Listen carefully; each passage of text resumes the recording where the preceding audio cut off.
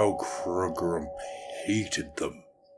But this was the way the warpath led. The tribe's butcher, Glotto Sixchins, had been quite clear about that. There was a good eating. The jowly old swine had... There was good eating, the jowly old swine had said, out past the marshes, and as the hunter with the sharpest eyes, it was down to him to find the good stuff.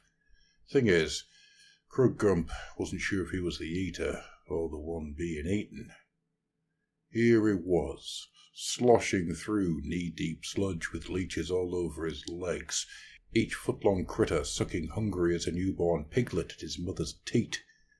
He pulled one up from his leg and slapped it into his mouth, the squish of its ropey body between his grinder teeth making up for the brief flash of pain he'd felt as he'd ripped its needle fangs out his kneecap. He'd been thigh-deep in the bog for days, the muck around him thick with a smell like fart and goats mingled with mouldering corpses, and which somehow managed to be worse than both. He'd never admitted to the iron guts, let alone tyrant Logsnap himself, but it was beginning to make him feel a bit, well, odd. The crocodile bite he'd got a few hours ago was giving him grief something fierce now, his thigh all red and swollen, no matter how much spit he'd slopped on there. The beasts of the swamp had been especially ornery of late, aggressive to the point of attacking on sight. Seemed Ghur itself had been out for them these days, ever since things had started to grow bigger than ever. As a hunter, he relished a challenge, loved to take the realm on at its own game. But recently, he'd wished he'd been one of the lads that had gone up to the big fight in Excelsis, rather than one of those who'd stayed behind. Not so many beasts in the city, but so many thinlings the whole tribe could stick 6 of them on a spit and have plenty more for afters. His belly gave a loud grumble at that thought. Something loomed in the fog ahead. One of the twisted spine-limbed trees, nasty enough to survive out here, by the look of it, and this one was a real beauty. It was so massive the top of it disappeared from sight, but as he got closer, he could make out bodies hung from the trees, not by rope or vine noose, but each pierced through the torso with a gut to dangle floppily with their limbs hanging down amongst the drape moss. The larder of some climber beast or a winged horror, most likely, each corpse half rotten and stinking to high heaven. In other words, a treasure trove. "Thing is," said the ogre to himself as he slowed his sloshing footsteps on approach, "you gotta kill the beast before you nab its dinner." An old hunter's saying, and one that was just Ghurish good sense. Better yet, if he'd made it to the top of the tree, he could. "Oi, Grump!" came a shout from a few hundred yards behind him. "Get your lardy arse up that tree and have us a look-see, will you?" The hunter closed his eyes for a second, giving himself a moment to gather his temper before turning and making an obscene gesture back at Glotto. The butcher and the rest of the lads were emerging from the mist behind him. Sloshing onwards, his eyes peeled for the telltale ripple of a terrapin or a gargantuaconda. Grump made it to the tree. Propping his spears on the lower branches, he pulled himself up on thick stab-thorned boughs near the bottom easy enough, his sheer weight making the branches groan and the corpses impaled upon them shiver and dance. "Stay near the trunk," he muttered to himself, securing his spear bow over his shoulder, "and it's your feast when you get back down." Hand over hand he went, a scrape there, a splinter there, the overripe corses impaled on the tree's upwards pointed thorns jerking around his progress. No foliage, thank the gulping god. This tree fed on the land as a tick fed on the back of a goat. Just as well, he thought. The climb was difficult enough without it. The mist was getting thick now, its stench filling his nostrils. It was making his head swim, and when he saw a corpse, he could swear it was grinning at him. "Nearly there, corpse meat," said one, a dead thinling woman with a badly broken neck. "Nearly at the threshold." "You want to come here, sir," said another, a Dwarden with far too many teeth slashed bared in a slashed cheek. "He wants to squish us and swallow us down." "He's harmless," said a third voice, that of a balding Sigmarite with a twin-tailed comet tattooed on his forehead. "Or he soon will be." Krugump screwed his eyes shut, head-butting the trunk of the tree to clear out his head as he pushed on higher and higher still. The foul-smelling mist was thinning now, and he could make out a distant ridge up ahead. The ridge that Glotto had spoken of, crested with the ruin of an ancient castle and with a winding stair up the cliff face to meet it. He slammed his forehead into the tree trunk one more time and squinted.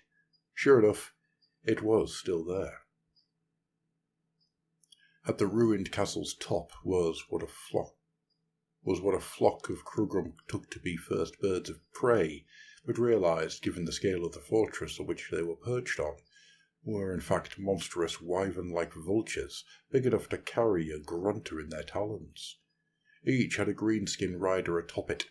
One of the riders, a hunched figure with 4 banners on its trophy rack, had taken position higher than the others, and was gesticulating wildly as he held court. The Yorick leader stopped waving its hands to look in his direction, and he nearly fell out the tree. It was like being punched in the soul. The rider threw back its head and roared, so loud Krugrum could faintly hear it on the wind. Around it, the bird things took flight like a flock of startled crows. A moment later, the Yorick was coming right for him, the banners on its trophy rack fluttering, but it was still a good bit distant. Plenty of time. Plenty of time, thought Krugum, as he pulled out his spear bow and settled his back against the tree trunk. He'd get 2, maybe even 3 shots in before something yanked him violently from behind, hoisting him up into the air with a sudden shrill cry. He dropped his bow in surprise, scrabbling for his skinning knife and slashing upwards at the huge scaly claws that sunk deep into the meat of his shoulders, but it was like carving bark from a tree trunk. A giant beak cawed and shrieked above him, on either side vast wings beating hard to send swirls of mist spiralling around him. The massive vulture pecked at him, ripping his knife out of his hand and taking a couple of fingers with it. Krugump bellowed in outrage, twisting to bite into its ankle and sink his teeth deep, but still the great raptor held on, shifting its grip to catch his arm and pull so hard he felt the inside of his shoulder tear. There was a deep bass laugh from the vulture as the castle bore its rider in close. "Quiet when they want to be, these corpse rippers," shouted the orc. "Leave their dinner as bait." "Call 'em off, you knackered old runt. This is cheating." "That's no way to talk to the close mate of Mork and the Prophet of Kragnos," said the orc reproachfully. He was a shaman by the look of it, given the strange collection of bric-a-brac he had dangling around his saddle throne. "Gubsbrack's the name. I'd say remember it. But..." Wings beaten hard, the rider's beast twisted in midair to thrust its claws towards him. He held out his other arm to protect his face, only to have it grabbed in the steel-trap grip of the creature's talons. In a heartbeat he was held, suspended in midair, amongst a buffeting confusion of beating wings and sharp screaming beaks, the tree's upper branches a spear's length below him. His arms were being pulled so hard in either direction he could do no more than twist and kick in a futile attempt to get free. "You're not on the march, big lad," came the voice, gruff and penetrating. "You know where the Fist of Gork is. Gordrak, heard of him? Tell me, and you go free. I might even lead your tribe back to solid ground." There was something in the voice's tone, an orky authority, more to do with confidence than volume. Yeah, shouted Krugrum, the agony in his shoulders making his voice a pained yelp. "The big city, Excelsis, heading south." "Good," said the shaman. "Kill a beak, Talon, take a limb for yourselves, but let the rest drop down free." There was a terrible, mind-swallowing agony in Krugrum's shoulders as his arms were ripped bodily from their sockets in 2 great fountains of blood. There were loud caws of triumph as the world spun around him, the half-heard laughter of the tree corpses mingling to make a hideous cacophony. The hunter crashed down, smashing through the branches and thudding off rotting cadavers as he went. A loud cracking impact racked his body as he hit the lowest bough.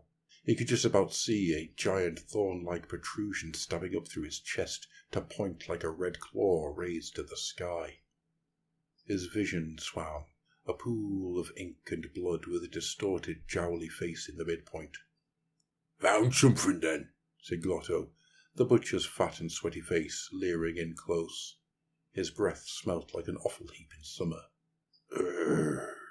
Managed Krugrum, the blood in his mouth spilling down over his face. Ghur, that's right, said his rival, nodding as if talking to a simpleton. Red in tooth and claw, in it.